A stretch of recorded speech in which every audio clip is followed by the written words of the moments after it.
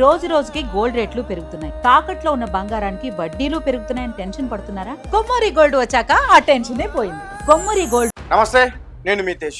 అమెరికాలో భారతీయులు ఇద్దరు కేరళ రాష్ట్రానికి సంబంధించి పెళ్లి చేసుకున్నారు. అయితే పెళ్ళైన గంటలోనే వారి కుటుంబంలో ఒక తీవ్ర విషాదం నెలకొంది. పెళ్ళైన గంటలోనే పెళ్లి కొడుకు చాలా దారుణంగా చనిపోయాడు. ఇప్పుడు వాళ్ళ కుటుంబం అంతా కూడా తీవ్ర దిగ్భ్రాంతికి లోనే. అసలు ఏం జరిగింది అనే విషయాన్ని గురించి నేను క్లియర్గా చెప్పే ప్రయత్నం చేస్తా. సో రీసెంట్గా కేరళ రాష్ట్రానికి సంబంధించిన జార్జ్ అలాగే ఫిజీ వీళ్ళిద్దరు భార్యాభర్తలకి ఒక కొడుకున్నారు. అతని పేరు దేవ్ ఫిజీ. అతను ఒక పైలట్. సో డెల్టా ఎయిర్లైన్స్లో అతను ప్రస్తుతం వర్క్ చేస్తూ ఉన్నాడు. అయితే రీసెంట్గా జస్ని అనే ఒక అమ్మాయితో అతనికి పెళ్లి కుదిరింది. ఈ పెళ్ళంతా కూడా అమెరికాలో చేయాలని చెప్పి వాళ్ళు అనుకున్నారు. నిజానికి వాళ్ళందరూ కూడా అమెరికాలోనే సెటిల్ అయిపోయారు. ఇటు కేరళ రాష్ట్రానికి సంబంధించి పెళ్లి కొడుకు ఫ్యామిలీ కావచ్చు, పెళ్లి కూతురు ఫ్యామిలీ కావచ్చు, ఇద్దరు కూడా కేరళ రాష్ట్రానికి సంబంధించి పెళ్లి కొడుకు వారేమో ఎర్నకులం, అలాగే పెళ్లి కూతురు వారేమో అలుప్పాజీ అనే డిస్ట్రిక్ట్స్కి సంబంధించిన వారు.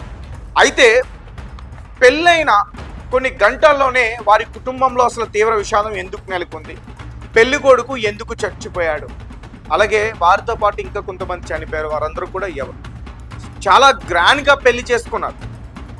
వందల మంది ముందు వారిద్దరు కూడా దండలు మార్చుకున్నారు, రింగ్స్ మార్చుకున్నారు. అసలు మరి ఏం జరిగింది, ఏ రకంగా చనిపోయారు? ఎస్, ఒక హెలికాప్టర్ యాక్సిడెంట్ వల్ల వారు చనిపోయారు. అయితే పెళ్లి కొడుకు చనిపోయాడు కానీ పెళ్లి కూతురు బ్రతికింది. అదేంటి, ఇద్దరు కూడా ఒకే హెలికాప్టర్లో ప్రయాణించారుగా, మరి ఒకరు చనిపోయి ఒకరు ఎలా బ్రతుకున్నారు? ఇలాంటి ముఖ్యమైన విషయాలన్నీ కూడా నేను మీకు క్లియర్గా చెప్పేందుకు ప్రయత్నిస్తా. మీరు చూడండి. సో ఇక్కడ కనిపిస్తుందా వాళ్ళిద్దరు పెళ్లి ఫోటో క్లియర్గా చూడవచ్చు. నాకైతే చాలా బాధ అనిపిస్తుంది. ఎందుకంటే ఎంతో ఆనందంగా కుటుంబం అంతా కూడా కలిసి సెలబ్రేట్ చేసుకుంటున్న ఆ ఆనంద సమయంలో ఒకేసారి వారి ఫ్యామిలీ మెంబర్స్ చనిపోవటం నిజంగా ఆ కుటుంబానికి నిజంగా చాలా తీరని లోటు. అయితే ఆ హెలికాప్టర్ అసలు ఎందుకు కూలింది, పెళ్ళైన తర్వాత వాళ్ళిద్దరూ హెలికాప్టర్లో ఎందుకు ప్రయాణించారు అనే వాటి గురించి తెలుసుకుంటే, వందలాది మంది బంధుమిత్రుల సమక్షంలో ఎంతో వైభవంగా పెళ్లి జరిగింది. అంతా సంతోషంగా కొత్త జీవితంలోకి అడుగు పెడుతున్న వేళ వాతావరణం రూపంలో మృత్యువు ముంచుకొచ్చింది. జీవితాంతం కలిసి ఉంటామని ప్రమాణం చేసిన కొద్ది గంటల్లోనే ఆ నూతన వధూవరులు జీవితాల్లో ఊహించిన విషాదం నిండింది. అమెరికాలో జరిగిన ఈ ఘోర హెలికాప్టర్ ప్రమాదంలో కేరళ మూలాలున్న 25 ఏళ్ల పైలట్ దేవ్ ఫిజీ దుర్మరణం పాలయ్యాడు. ఆయన భార్య జెస్సీ తీవ్ర గాయాలతో ప్రాణాలతో బయటపడింది. ఎంతో వైభవంగా జరిగిన ఈ వివాహ వేడుక ముగిసిన వెంటనే ఈ దారుణం జరగడంతో కేరళ నుంచి అమెరికాకు వలస వెళ్లిన దేవ్ తల్లిదండ్రులు తీవ్ర దిగ్భ్రాంతికి గుండెకోతుకు గురయ్యారు. ప్రమాదం జరిగిన 5 గంటల్లోని తర్వాత స్పృహలోకి వచ్చిన భార్య జెస్ని అంటే పెళ్లి కూతురు ఎదురైన భయానక దృశ్యం నిజంగా కన్నీళ్లు తెప్పిస్తుంది. సో అట్లాంటా నివాసి అయిన దేవ్ ఫిజీ, ఆయన డెల్టా ఎయిర్లైన్స్ లో పైలట్ గా పనిచేస్తున్నాడు. ఈ నెల శుక్రవారం 28వ తారీఖు జార్జియాలోని డసన్ విల్లే సమీపంలో ఉన్న టీ రివర్ అనే ఒక వేదికపై దేవ్ జస్టిన్ల వివాహం వందలాది మంది బంధుమిత్రుల సమక్షంలో అత్యంత ఘనంగా జరిగింది. దేవ్ తల్లిదండ్రులు జార్జ్ ఫిజీ చాలా ఏళ్ల క్రితమే కేరళలోని ఎర్నకులం నుంచి అమెరికాకి వలస వెళ్ళిపోయారు, అక్కడ సెటిల్ అయిపోయారు. అలాగే వధువు జస్ని కుటుంబానికి కూడా కేరళతో సంబంధాలున్న వారు కూడా అక్కడే సెటిల్ అయిపోయారు. అయితే ఎందుకు ప్రమాదం జరిగిందంటే, పెళ్లి వేడుకలు రాత్రి 9 గంటల మధ్యలో ముగిశాయి.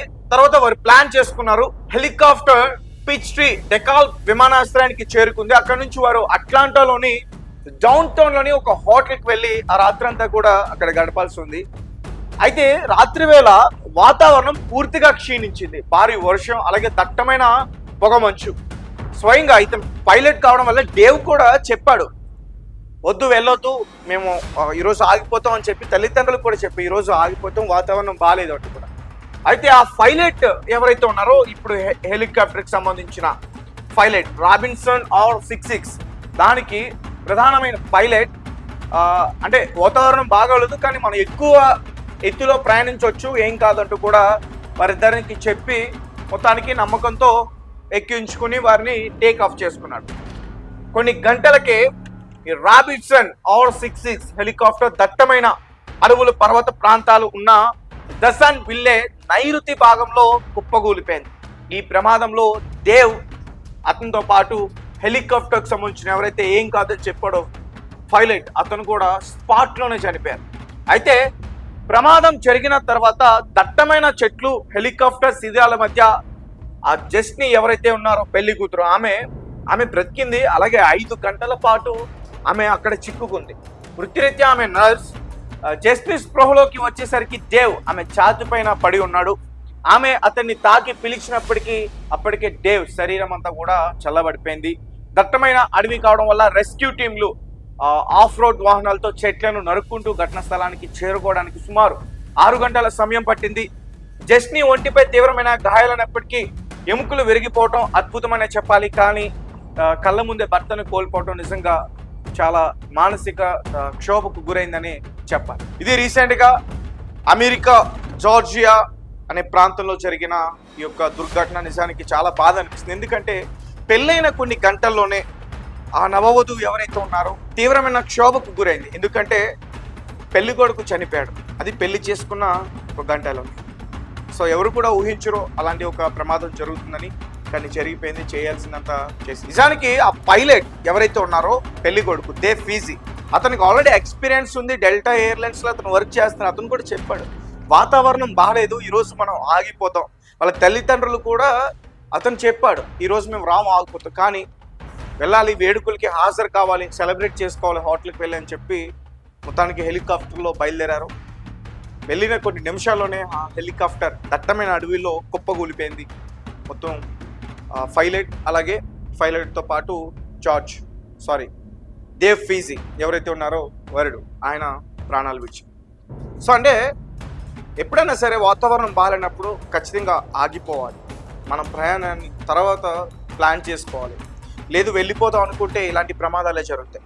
అదే విమాన ప్రయాణం కావచ్చు, లేదంటే మన రోడ్డు ప్రయాణం కావచ్చు, ఏ రకంగానైనా సరే ప్రకృతితో మనం చెలగాటలు ఆడుతాం. ప్రకృతి బాగాలేనప్పుడు మనం పని ముగించుకోవాలి, ఎలా అయినా సరే వెళ్ళిపోవడానికి ప్రయత్నించినప్పుడు ఇలాంటి ఘటనలు జరుగుతూ ఉంటాయి. కాబట్టి ఆలస్యమైనా పర్లేదు, కానీ ఇలా వర్షం ఎక్కువ ఉన్నప్పుడు కానీ, లేదంటే పొగమంచు ఎక్కువగా ఉన్నప్పుడు కానీ దయచేసి ఎవరు కూడా ప్రయాణించవద్దు. ముఖ్యంగా పొగమంచు ఎక్కువగా ఉన్నప్పుడు రోడ్లపైన కూడా కార్లు ఒకదానికొకటి గుద్దుకుని, లారీస్ను గుద్దుకుని చాలా పెద్ద పెద్ద యాక్సిడెంట్స్ అవుతాయి. కాబట్టి అందరూ కూడా సేఫ్గా ఉండండి.